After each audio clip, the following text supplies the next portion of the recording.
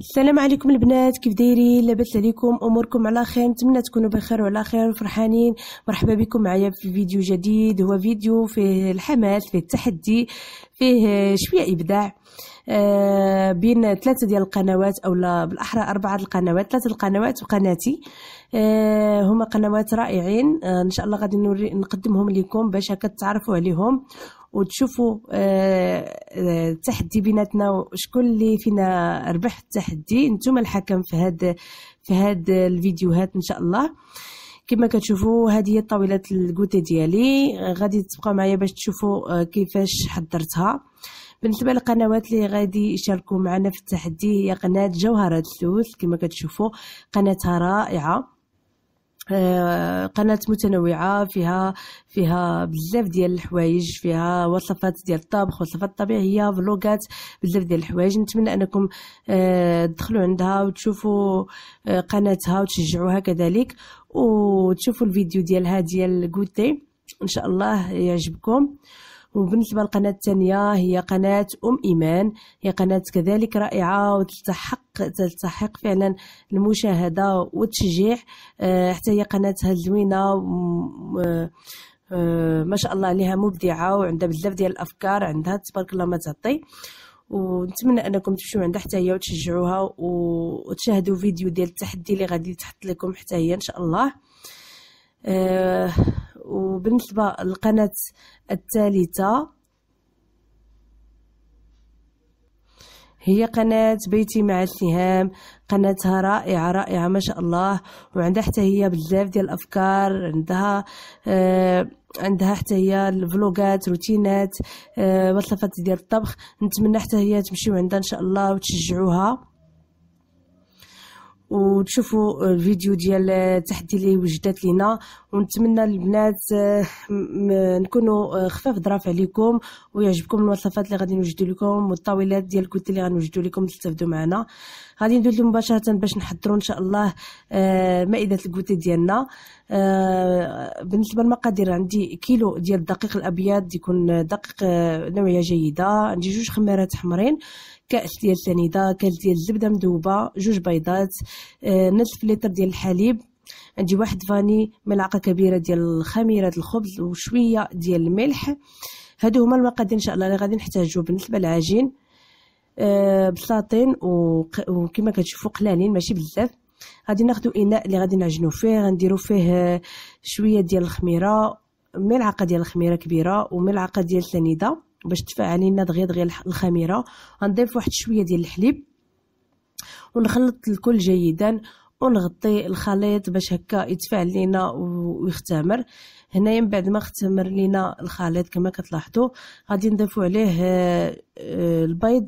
بالنسبه للبيض غادي نضيفوا بيضه وابيض بيضه. وبالنسبه لاصفر البيضه اصفر البيضه الثانيه غادي نخليوه للتزيين، يعني غنحتاجو غير بيضه وابيض بيضه، والاصفر غادي نخليوه ان شاء الله جانبا حتى نستعملوه من بعد.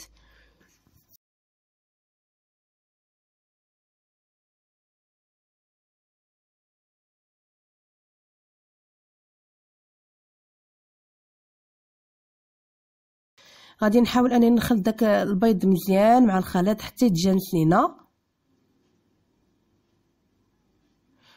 من بعد غادي نضيفوا كاس ديال السكر الخشن وكيس ديال الفاني.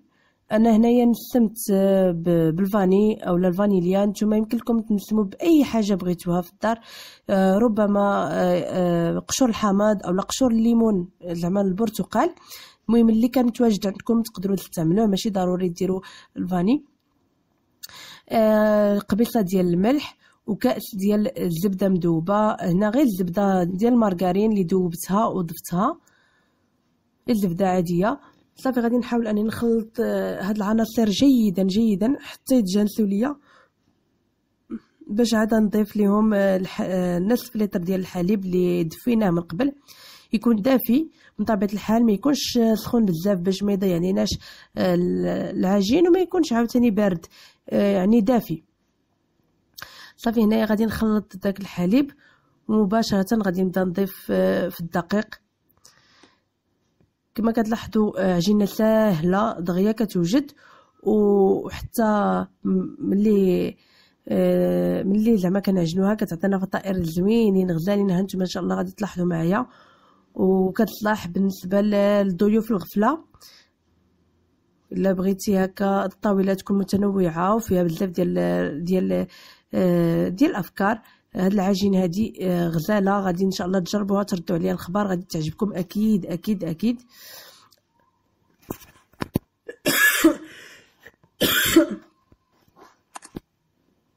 هنايا كما كتشوفوا صافي غادي نضيفوا الدقيق والخمارات حمرين،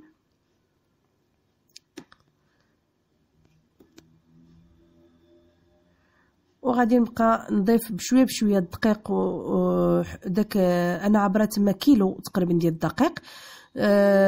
هو الصراحه ما كيدخلش كيلو كامل، كيدخل كيلو قل واحد كاس، ولكن على حساب الحجم ديال البيض والنوعيه ديال الدقيق. نتوما غتبقاو تضيفوا، غادي تعبروا كيلو، غتبقاو تضيفوا بشويه بشويه حتى تشوفوا شحال غادي يدخل لكم. المهم هو ان العجينه ما تكونش قاصحه بزاف باش تجيكم هكا زوينه وتجيكم رطبه، وفي نفس الوقت ما تكونش عاوتاني رطبه بزاف. صافي هنا غادي نبقى نضيف بشويه بشويه الدقيق حتى نجمع ان شاء الله كلشي، ونتلاقى معكم بعد منين نجمع العجينه.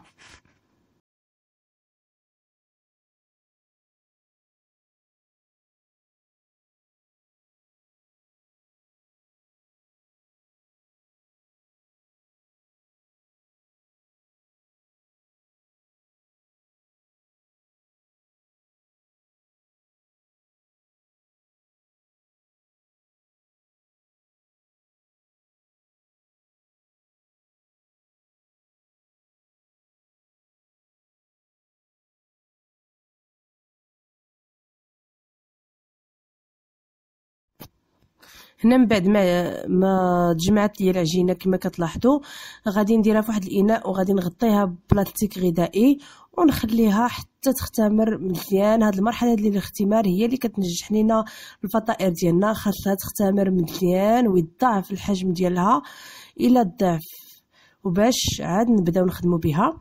الا كنتم مضروبين تقدوا تشعلوه هكا على الفرن واحد شويه دفيوه، ومن بعد طفيو عليه وتدخلوا هكا الاناء ديالكم. ولكن غير شويه، ما تسخنوش بزاف باش ما تضيعوش العجينه، غير شويه يكون غير دافي، وندخلوه باش هكا دغيا دغيا كتختمر لينا، ما تاخذش منا وقت. وإلا كان هكا على برا تخليوها على الاقل واحد ساعه الا ربع هكاك باش عاد كتختمر لينا. ها نتوما كتشوفوا من بعد ما خليتها انا تقريبا ساعه، هي اختمرات وضاعف الحجم ديالها. غادي ندهن يديا هكذا بالزيت، وغادي نحاول نخرج داك الهواء اللي عندي وسط العجين كامل باش نبداو نخدموا ان شاء الله العجين ديالنا.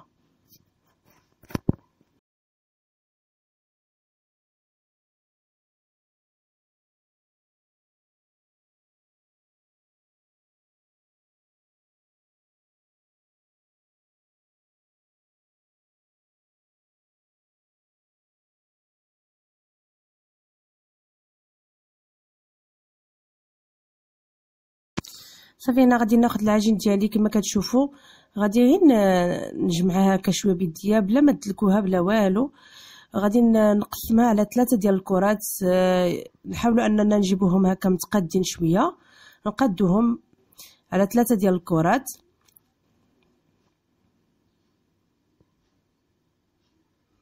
حاولوا تقادوهم صافي. وغادي نبداو نردو 2 كرات نغطيوهم بالبلاستيك ونخليهم جانبا، وناخذوا الكره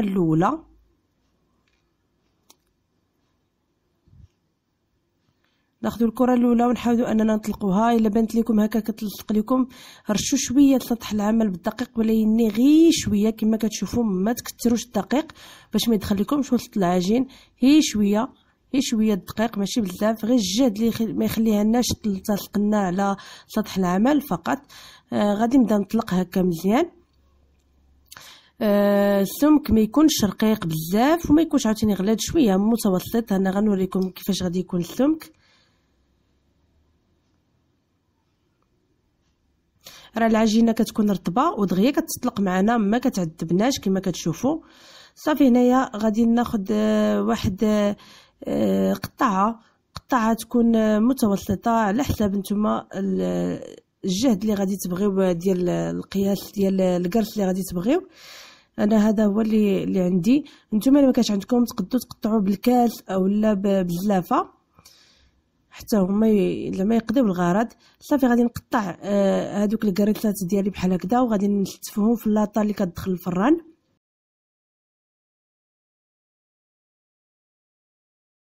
راهم ساهلين، طريقه سهله ودغيا دغيا كيوجدوا وكيجيونا متقادين في نفس الوقت. بالنسبه للعجين اللي كتشيط لينا كنحاولوا اننا نجمعوها ونديروها في بلاستيكه حتى هي ونخليوها جانبا.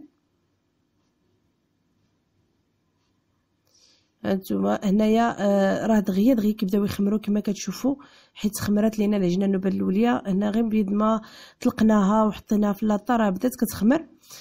كندهنوهم بالبيض، داك بيض اصفر البيض عفوا اللي شاط لينا قبيله من البيضه الاوليه، كندهنوهم هكا به. انا ضفت ليه واحد شويه ديال القهوه كانت عندي، نتوما ضيفوا له الحليب اولا الخل للبيض ودهنوا هكا الكريسات ديالكم هكذا من الفوق باش يجي فيهم داك اللون الذهبي الزوين.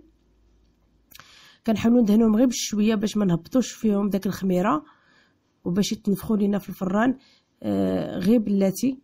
وغادي نزينهم من الفوق باللي كان عندنا رقائق اللوز، رقائق الكاوكاو. انا هنايا درت لهم غير الزنجلان، كان عندي شويه الزنجلان حاولت انني نزينهم من الفوق بشويه الزنجلان.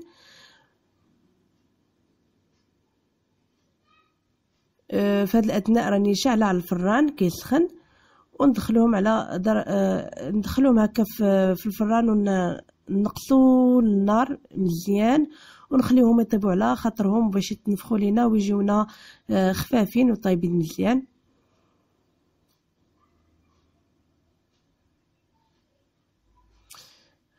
في نفس الوقت انا حيت ما عنديش لاطات بزاف، في نفس الوقت انا كنطيب الكريسات وانا كنخدم في نفس الوقت، يعني باش نربح هكذا الوقت باش نكمل دغيا.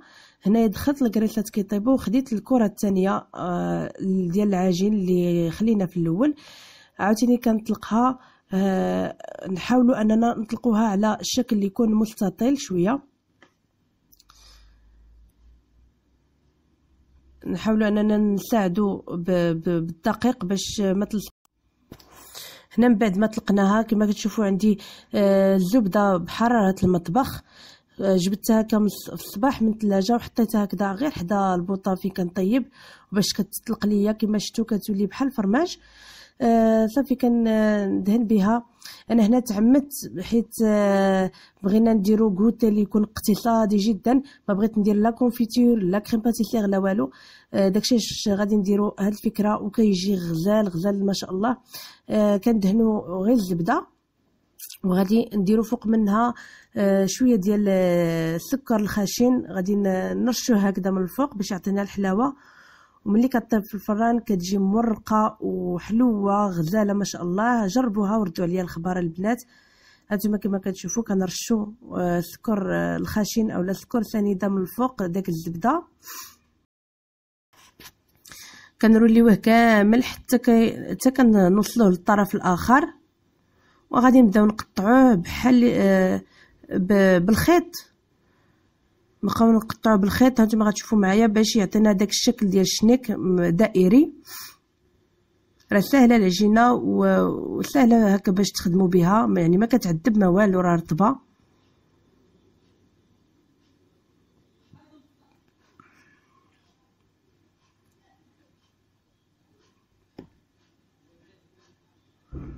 كما كتشوفوا كنجيب الخيط وكنحاول انني نخلفو باش نقطع العجين ديالي على شكل دائري. كنستمر هكا حتى كنكمل داك العجينه كامله وكنحط مباشره في اللاطه ديال الفران. كما كتشوفوا هنايا راني حطيتهم في اللاطه نحاول نبسطهم هكا شويه بيديا حيت ملي غيدخلوا للفرن غادي يتنفخوا ليا. نحاول انني نبسطهم شويه بيديا ماشي بزاف، غير شويه. وحتى هما غادي ندهنوهم بداك الاصفر البيض اللي شات لينا من القرص اللي درنا في الاول، غادي ندهنوهم حتى هما من الفوق. بغيتو تزينوهم من الفوق بشي حاجه اخرى يمكن لكم تزينوهم. ما بغيتوش تخليوهم غير هكذا، حتى هكذا كيعطيو شكل زويون وكيجيو مزيونين حتى هكذا. اللي بغيتو، انا شي حبات زينتهم برقائق اللوز وشي حبات خليتهم هكاك، وخليتهم زعما عاديين. صافي غادي ندهنهم باصفر البيض. وحتى هما في هذا الاثناء راه القرص هبطته هكا باش يتحمر ليا من الفوق، يعني طاب ليا من الجهه التحتانيه. وغادي ندخل هاد اللاطه هذه الثانيه. غير للاشاره البنات، راه القرص عطاني 2 لاطات، وهاد الشنيك تا هو عطاني 2 لاطات كما كتشوفوا دابا. يعني هذه اللاطات اللي كتشوفوا حيت عندي شويه صغارين، راه 2 منهم، راه ماشي ديك الكميه هي اللي كاينه، راه كيخرجوا بزاف. صافي هنا غادي ناخذ الكره الثالثه والاخيره، غادي نزدت معاها حتى العجينه اللي كانت كتشيط ليا، اللي شط ليا من القرص الاولاني، زدتها مع هاد العجينه هذه باش نطلقها في مره واحده. صافي غادي نبدا نطلق. غادي نديرو هاد النوبه دونات كيجيو زوينين حتى هما، وبالاخص الدراري الصغار كيعجبوهم وكيعطيو شكل مزيون. نحاول نطلق هاد العجين حتى هي السمك بحال اللي طلقنا تقريبا، السمك ديال القرص بحال. ودائما تاكدوا ان العجين ما لاصقه لكمش على سطح العمل، مره تبقاو تهزوا العجينه وترشوا الدقيق. بنفس القطعه اللي قطعت بها القرص غادي نقطع حتى هادو دائريين، وغنجيب قطعه واحده اخرى اللي تكون اصغر منها باش غادي ندير الثقب في الوسط. انا عندي هاد القطعه ديال الحلوه، نتوما اللي ما كانتش عندكم تقدروا ديروا حتى هكا المخطى ديال شي قرعه اولا شي بيدو حتى هي كتجي. يعني نتوما تشوفوا اي حاجه تقدروا تقطعوا بها، ماشي ضروري تكون قطعه زعما خاصه بالحلوه. صافي غادي نقطع هادوك اللي في الوسط. هادوك اللي في الوسط غادي نخليهم جانبا، نحطهم في الجنب وغادي نخليهم يرتاحوا حتى هما. هادوك غادي نقليوهم في الزيت. وبالنسبه هاد لي دونات غادي نستفهم في اللاطه ديال الفران كما كتلاحظوا، وباش غادي ندخلهم الفران يطيبوا، ولكن ما غادي ندهنهم لا ببيض لا بوالو. اصلا داك اصفر البيض بحرا كفاني الشنيك والقرص هذا، حيت غنزينوا له الوجه ديالو، ما كاينلاش ندهنوه باصفر البيض. صافي غادي ندخلوه هو يطيب. وهاد القريصات الصغيورين اللي قطعنا من الوسط غادي ندير له باش نقليوهم في الزيت بحال البانيه. هنايا الزيت غادي تكون سخونه، غادي تكون سخونه مزيان، ولكن ملي نبداو نرميو البانيه ديالنا غادي نقصوا ليها باش يطيبوا لينا هكا من التحت، زعما يطيبوا لينا مزيان، ونبقاو نهزوا الزيت ونرشوهم هكا من الفوق باش يتنفخوا لينا مزيان ويجيونا خاويين من الداخل. صافي وغادي نستمر على هاد الطريقه تيتحمروا ليا من الجهه التحتانيه ونقلبهم على الجهه الاخرى حتى كيعطيوني داك اللون المزيون الذهبي. ونحيدوهم نديروهم في شي طبسيل هكا اللي نفرشوا عليه ورق المطبخ باش يمص لينا الزيت ولا شي شبيكه اللي كان عندكم. هانتوما كتشوفوها هما بداو يتحمروا ليا، غادي نحيدهم شفتوا كيجيو منفوخين، غادي نحيدهم نحطهم هكا يتقطروا من الزيت، وراه ما كيجيوش شاربين الزيت البنات كما كتشوفوا. الزيت اللي درت في الاول مازال هي ونستمر حتى نكمل الكميه اللي عندي كامله. نتوما الا بغيتو ترشوهم بشويه ديال السنيده في التقديم تقدروا ديروها، اولا تخليوهم هكا عادي اللي عجبكم. بالنسبه للدونات من بعد ما طابوا ليا هانتوما كتشوفوا بحال البنيه كيجيو هكا. خديت واحد شويه ديال الشكلاط، غير واحد الحبات قليلين ديال الشكلاط ذوبتهم هكا في الطبيصه اللي عندي ديال الحديد، وكندوز لهم هكا الوجه ديالهم في داك الشكلاط، غير الوجه ديالهم كندوز له في الشكلاط ونحطهم هكا في اللاطه نستفهم باش ينشف عليهم الشكلاط، وتخليهم هكذا اولا تزينوهم باللي بغيتو. بالنسبه لي انا زينتهم من فوق هاد الشكلاط، زينتهم بالفرميسيل الالوان، زينتهم بواحد الحليوات كانوا عندي هكذا ديال الوليدات هكا الصغار، وشكلاط اولا شكلاط الابيض الا كان عندكم هكا بحال تحكوه هكذا من الفوق، اولا انا غير بالموس هكا بحال نجرتو بالموس باش يعطيني داك الشكل هكا مزيون.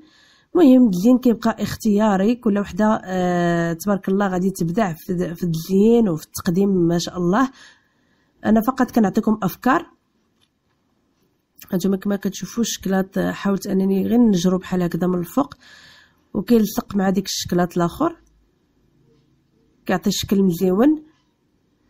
وصافي كانوا هادو هما الاطباق ديالي بثلاثه بربعه، كيوجدوا بسرعه وبمقادير بسيطه وجد اقتصاديه، تقدري توجديهم للضيوف ديالك او للعائله ديالك علاش لا. وكتكون هكا المائده ديالي واجده مع كويل ديال اتاي ولا كويل ديال القهيوه مع خبيز وزويته وشويه ديال التمر شويه ديال فروماج. المهم كانت هذه هي الطبله ديالي. هانتوما كتشوفوا الشنيك كيفاش كيجي الشكل ديالو، الكارث كذلك، لي دونات وداك البيني كلهم كيجيو تبارك الله غزالين ولذاذين حتى في المذاق رائعين. نتمنى انكم تجربوهم وتردوا عليا وتقولوا لنا شكون اللي ربحت في التحدي. نتمنى نكون انا هي اللي ربحت في التحدي. وشكرا على مشاهدة الفيديو، ونتلاقاو ان شاء الله مرة اخرى في فيديو جديد، والى اللقاء.